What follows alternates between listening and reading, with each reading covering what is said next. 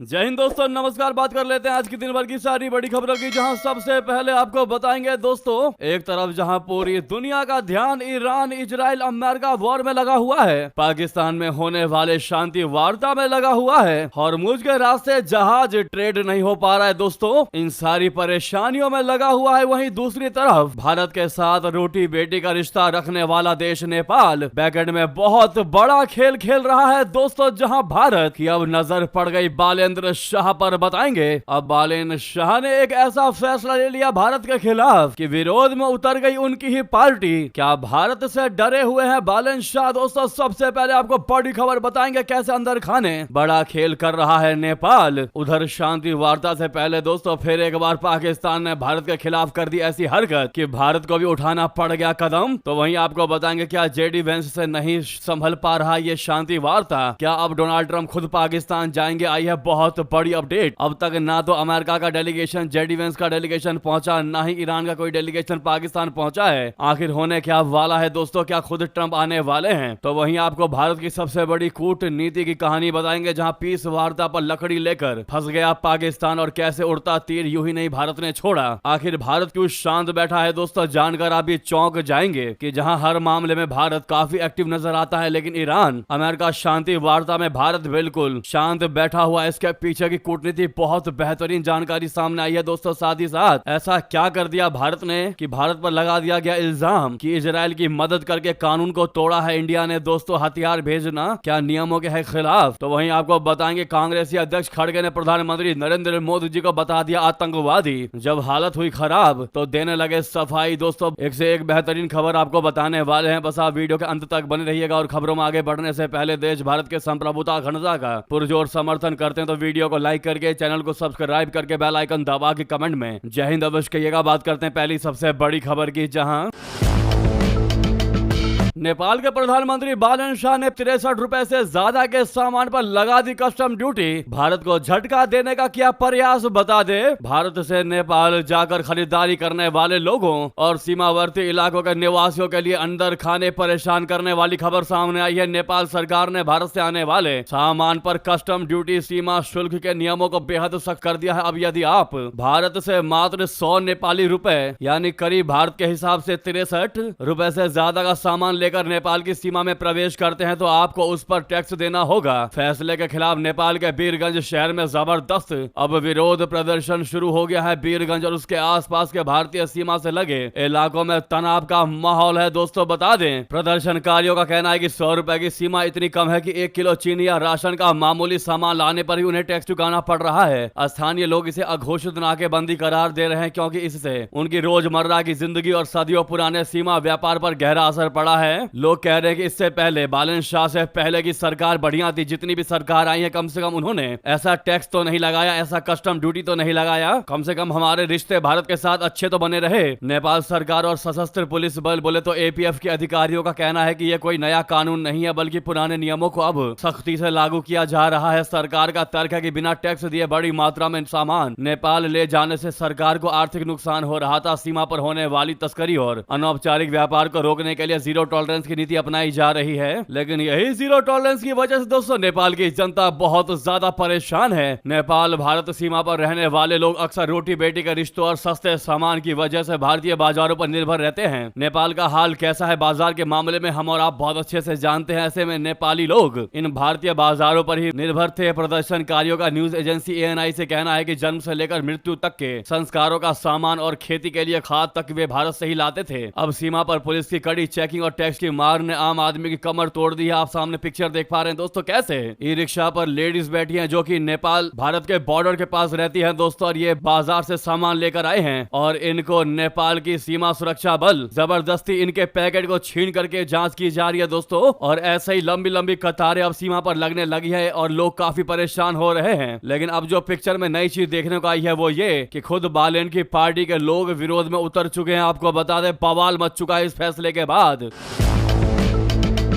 Party अध्यक्ष doctor Sharad Singh Yadav के नेतृत्व में बड़ी संख्या में कार्यकर्ताओं ने सड़क जाम कर दिया, धरना दे दिया, जिससे सीमा पर आवागमन बाधित हुआ। धरना स्थल पर मौजूद जन समूह को संबोधित करते हुए डॉक्टर शरद सिंह यादव ने सरकार की इस नीति पर तीखा हमला बोला। उन्होंने कहा कि महज राजस्व वसूली के नाम पर नेपाल और भारत के बीच सदियों पुराने प्रगाढ़ रोटी बेटी के सामाजिक और सांस्कृतिक संबंधों को जानबूझकर बिगाड़ने की साजिश रची जा रही है। डॉक्टर यादव ने इस नियम को हास्यास्पद और अव्यवहारिक करार देते हुए आरोप लगाया कि यह विशेष रूप से सीमावर्ती क्षेत्र के मधेशी नागरिकों को मानसिक और आर्थिक रूप से प्रताड़ित करने के लिए लाया गया है। उन्होंने सरकार से जन विरोधी प्रावधान को तत्काल वापस लेने की मांग की है। वहीं राष्ट्रीय जनता दल के अध्यक्ष विनय यादव ने इस प्रशासनिक कड़ाई को 1950 की शांति व मैत्री संधि के भावनाओं के खिलाफ बताया है, जिसे पर्यटक, मरीज और आम नागरिक हतोत्साहित हो रहे हैं। लॉयंस क्लब ऑफ पोखरिया के अध्यक्ष निजामुद्दीन शमानी ने भी 100 रुपए जैसे मामूली मूल्य टैक्स पर वसूली को नागरिकों के लिए मानसिक प्रताड़ना करार दिया है। दोस्तों, अब ऐसा लग रहा है कि यही 100 रुपए वाली जो चिंगारी है दोस्तों, वो पूरे देश में फैलने वाली और फिर एक बार नेपाल में भारी प्रदर्शन, भारी बवाल मचने वाला है दोस्तों। और वो दिन दूर नहीं कि नेपाल के बालन शाह को भी इस मुद्दे पर या तो नियम ढिलाई करना पड़ेगा या फिर पद छोड़ना पड़ सकता है दोस्तों, क्योंकि किसी भी चिंगारी को छोटी चीज नहीं समझनी चाहिए। और जैसा कि नेपाल भारत का रिश्ता एक जैसा है दोस्तों, अगर इस बीच कोई इतिहास गवाह है, इस बीच कोई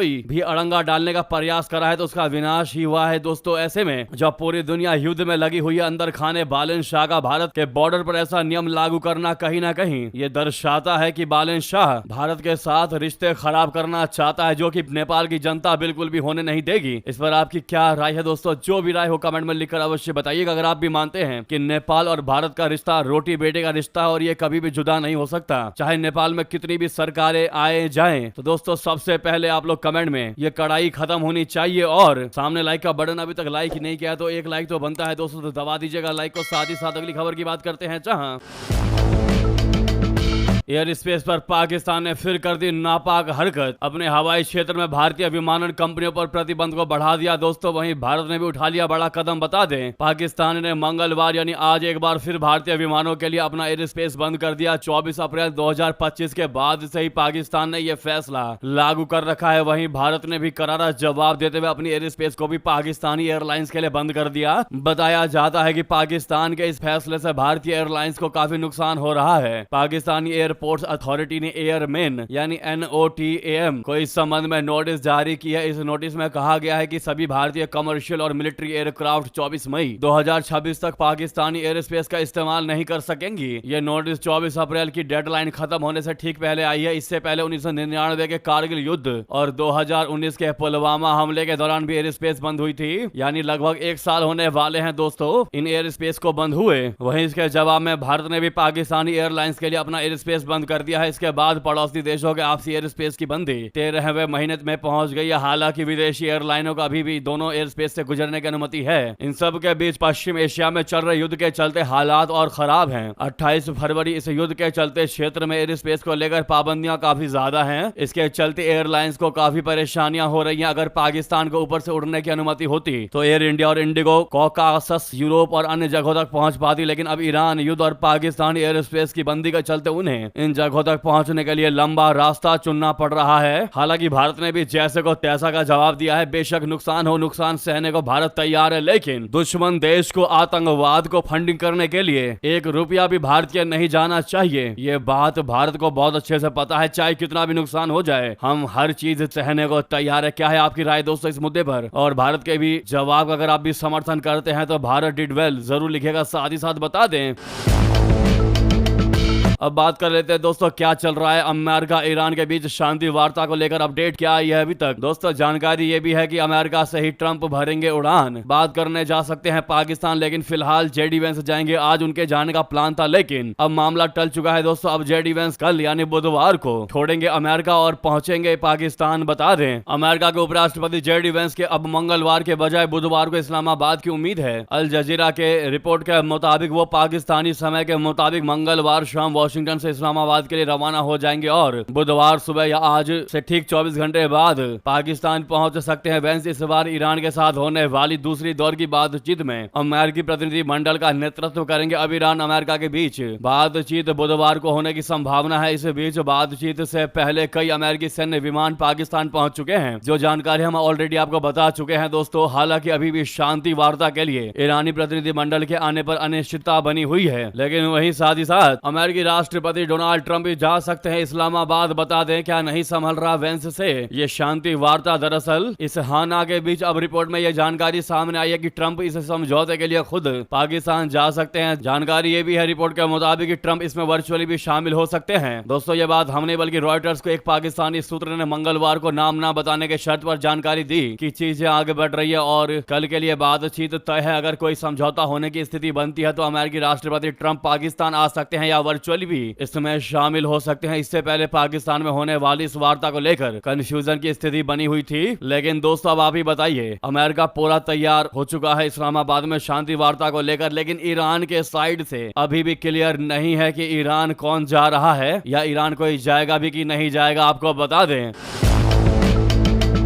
ईरान ने कह दिया है कि उनसे दूसरे दौर की वार्ता की कोई योजना हमारी है ही नहीं। हम अमेरिका के साथ दूसरे दौर की वार्ता करेंगे, हमको भी नहीं पता। अगर अमेरिका अपना दूसरा दल पाकिस्तान भेजता है तो ये उनके लिए चिंता की विषय है, क्योंकि हम तो नहीं जा रहे पाकिस्तान। जी हां दोस्तों, अमेरिकी राष्ट्रपति ट्रंप ने भले ही अपने उपराष्ट्रपति जेडी वेंस के नेतृत्व में वार्ताकारों की एक टीम इसको इस्लामाबाद भेजने की बात कह दी है और कल ये जेडी वेंस पाकिस्तान पहुंचने वाले हैं, लेकिन ईरान की अब तक उनके साथ शांति वार्ता में कोई रुचि नहीं दिखाई दे रही है। दोस्तों इसकी वजह ईरान पहले ही साफ कर चुका है। ईरान ने बार बार कहा है कि धमकी और बातचीत एक साथ नहीं चल सकती। ईरान ने यह भी स्पष्ट कर चुका है कि जब तक अमेरिका ईरानी बंदरगाहों से ब्लॉकेड नहीं हटा देता तब तक उसके साथ किसी भी प्रकार की शांति वार्ता संभव नहीं है। अब ईरान ने फिर साफ कर दिया है कि अमेरिकियों के साथ अगले दौर की वार्ता की तेहरान की कोई योजना है ही नहीं, यानी हम कोई भी डेलीगेशन पाकिस्तान नहीं भेजने वाले। ईरान के विदेश मंत्रालय के प्रवक्ता इस्माइल बागई ने कहा है कि तेहरान की अमेरिकियों के साथ बातचीत के एक और दौर की कोई योजना नहीं है। उन्होंने कहा कि अगर अमेरिका इस्लामाबाद में अपना कोई भी दल भेजता है तो ये उनके लिए चिंता का विषय है। हमसे बिना बात किए, हमसे बिना जाने अगर वो अपना दल भेजते हैं तो वो उनकी कॉल है, हमारा इससे कोई लेना देना नहीं है। लेकिन फिलहाल हमें जो अपने बारे में पता है वो ये कि हम अपना दल पाकिस्तान नहीं भेज रहे। जी हाँ दोस्तों, अब आप ये सोचिए, अगर जेडी वेंस पाकिस्तान आते हैं, ईरान का कोई भी दल पाकिस्तान नहीं आता, तो ट्रंप ने जितनी भी धमकियां दी है कि हम ये कर देंगे, तुम्हारे पावर प्लांट उड़ा देंगे, तुम्हारे तेल के भंडार को उड़ा देंगे, तुम्हें बहुत तगड़ा नुकसान देंगे, इंफ्रास्ट्रक्चर को नुकसान देंगे, क्या ईरान पर ऐसे अटैक तो नहीं शुरू कर देगा अमेरिका? ये देखने वाली बात रहने वाली है। और ऐसा लग रहा है कि अगर ईरानी दल नहीं पहुंचा दोस्तों तो ये युद्ध कुछ तगड़ा ही रूप लेने वाला है, क्योंकि अमेरिका ने इजराइल को रोक रखा है कि भैया जब तक मैं ना कहूं तब तक ईरान पर अब कोई अटैक नहीं होगा। और इसी वजह से नेतन्याहू भी दबे हुए हैं दोस्तों। हालांकि हमें लगता है कि ईरान को दूसरा दल पाकिस्तान तो भेजना ही पड़ेगा, चाहे छोटे अधिकारी को ही भेजे, लेकिन ईरान को अपना कोई ना कोई दल पाकिस्तान अवश्य भेजना पड़ेगा। दोस्तों आपको क्या लगता है? जो भी लगता हो कमेंट में लिखकर अवश्य बताइएगा। क्या ईरान अपनी बात पर अड़िग रहेगा या फिर अपना डेलीगेशन भेजेगा? क्या लगता है दोस्तों, आपको जरूर बताइएगा। साथ ही साथ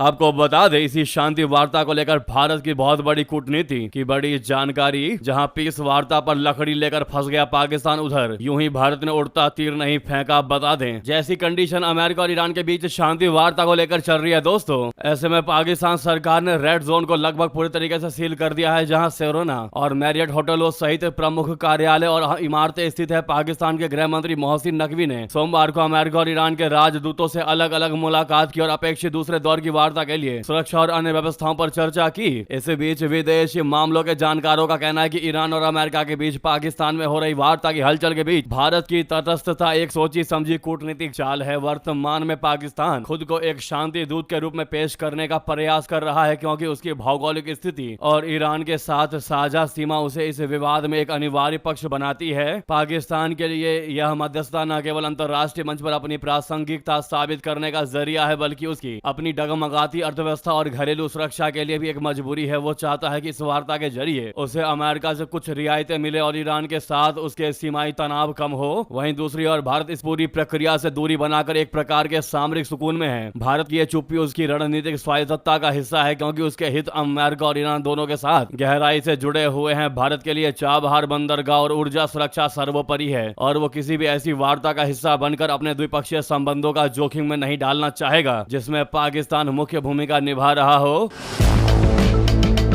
भारत को यह भी बखूबी पता है कि पाकिस्तान जो है वो अक्सर ऐसे अंतरराष्ट्रीय संकटों का इस्तेमाल कश्मीर जैसे मुद्दों पर ध्यान खींचने के लिए करता है। इसीलिए भारत इस खेल का हिस्सा बनकर पाकिस्तान को कोई भी कूटनीतिक बढ़त नहीं देना चाहता। अंततः भारत का इस प्रक्रिया में शामिल न होना उसकी कमजोरी नहीं बल्कि एक सदा हुआ संतुलन है। दोस्तों, भारत पर्दे के पीछे से सऊदी अरबिया और यूएई जैसे देशों के साथ मिलकर क्षेत्रीय स्थिरता पर काम कर रहा है, जबकि सार्वजनिक मंच पर वो केवल एक दर्शक की भूमिका में रहकर सही समय का इंतजार कर रहा है। भारत का मुख्य ध्यान इस बात पर है कि खाड़ी क्षेत्र में तनाव इतना ना बढ़े कि उसकी ऊर्जा आपूर्ति और समुद्री व्यापार बाधित हो जाए। बाकी पाकिस्तान की मध्यस्थता की सफलता को लेकर वो काफी हद तक संशय में है, डाउट में है। जी हाँ दोस्तों, भारत जो है अपना ऐसे समय में जब पाकिस्तान इस शांति वार्ता जो कि बार बार विफल हो रही है उसमें उलझा हुआ है, अपना भारत इस समय सऊदी, यूएई, कतर को साधने में लगा हुआ है। दोस्तों, इनके साथ दोस्ती बढ़ा रहा है, हाथ बढ़ा रहा है, जो कि यही सबसे बेहतर और सच में सही समय है भारत के लिए इनके साथ कूटनीति बढ़ाने का और पाकिस्तान को आने वाले भविष्य में एक गहरी चोट पहुंचाने का। जी हां, क्योंकि अभी पाकिस्तान का पूरा ध्यान इस शांति वार्ता को लेकर है और भारत अंदर खाने बड़ा खेल खेल रहा है। दोस्तों, इस बात पर मेरा भारत महान कमेंट में जरूर कह दीजिएगा। वहीं बता दें, जानकारी अभी अभी सामने आ रही है कि यूनाइटेड दूत ने भारत पर बड़ा इल्जाम लगा दिया, कह दिया भारत ने इजराइल की मदद करके कानून को तोड़ा है, हथियार भेजना नियमों के खिलाफ है, इससे ग्लोबल सिस्टम कमजोर हो रहा है। जी हां दोस्तों, संयुक्त राष्ट्र की एक रिपोर्ट में भारत पर अंतरराष्ट्रीय कानून के उल्लंघन का आरोप लगाया गया है। रिपोर्ट में कहा गया है कि इजराइल के साथ उसके संबंध और युद्ध के समर्थन को लेकर भारत की कानूनी और नैतिक जिम्मेदारी बनती है। Torture and